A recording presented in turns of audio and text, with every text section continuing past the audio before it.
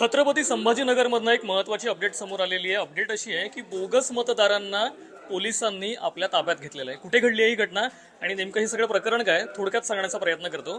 खरं तर आज मतदानाचा महत्त्वाचा दिवस आहे। छत्रपती संभाजीनगरच्या पालिकेसाठी देखील मतदान पार पडत आहे आणि या मतदानामध्ये जो प्रश्न अनेक दिवसांपासून विरोधकांनी लावून धरलेला होता तो होता बोगस मतदारांचा। आणि अखेर छत्रपती संभाजीनगरमध्ये बुरख्याच्या आडून मतदान करणाऱ्या काही बोगस महिला मतदारांना पोलिसांनी ताब्यात घेतलेलं आहे। यांना ताब्यात कसं घेतलं तर असं सांगितलं जातंय की फोटो जे होते ते काही मॅच झाले नाहीत, संशय आला, त्यामुळे पोलिसांनी या महिलांची चौकशी करायला घेतली। त्यावेळी पळापळ झाली आणि त्यामुळे या महिलांना ताब्यात घेतलं। घटना कुठे घडली आहे?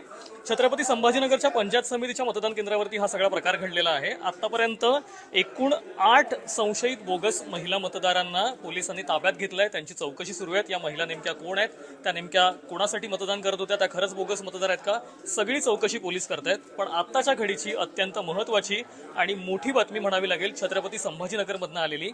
याच घटनेबद्दल तुम्हाला नेमकं काय वाटतंय? खरंच या महिला बोगस मतदार होत्या का? बुरख्याच्या आडून मतदान करणाऱ्या महिला नेमक्या कोण होत्या? तुम्हाला काय वाटतं? कमेंट करून नक्की सांगा।